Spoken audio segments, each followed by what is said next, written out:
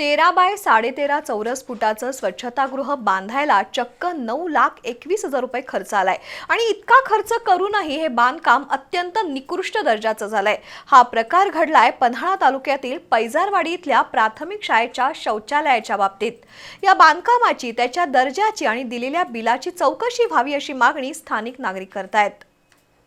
पन्हाळा तालुक्यातील पैजारवाडी इथल्या प्राथमिक शाळेला 13 फूट बाय 13.5 फुटाचं एक स्वच्छतागृह बांधण्यात आलंय। ते बांधण्यासाठी जिल्हा परिषदेनं चक्क 9,21,000 रुपये खर्च केलेत। म्हणजे स्वच्छतागृह बांधायला प्रति चौरस फूट 5,000 रुपयांपेक्षा जास्त रक्कम खर्च करण्यात आली आहे। प्रत्यक्षात मात्र या स्वच्छतागृहाचं काम निकृष्ट दर्जाचं झाल्याचा आरोप स्थानिक नागरिक आणि ग्रामपंचायत पदाधिकाऱ्यांनी केलाय। या स्वच्छतागृहासाठी पाठीमागच्या बाजूला बसवलेला सेप्टिक टँक हा उघड्यावर आहे, तसंच त्याला जोडलेल्या पाईपही चुकीच्या पद्धतीने जोडल्या आहेत। या ठिकाणी केलेलं विद्युत वायरिंग तर मोठ्या चर्चेचा विषय बनलाय। या दिव्यांसाठीच्या वायर्स त्या कुठल्याही सुरक्षित पाईप किंवा पट्टीमधून न टाकता थेट बांधकामामध्येच वायर्स घालण्यात आलेत।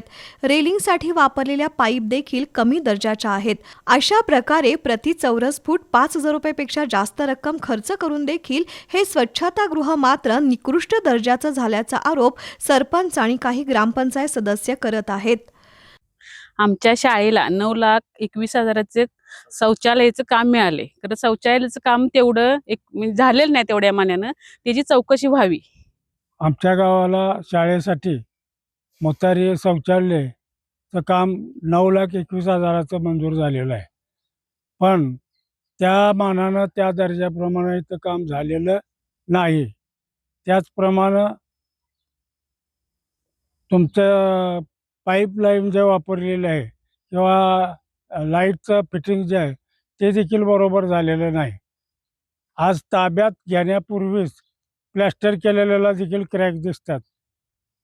तेव्हा या कामाची उच्चस्तरीय चौकशी व्हावी आणि योग्य ते त्याचा शासनाकडून निर्णय हो।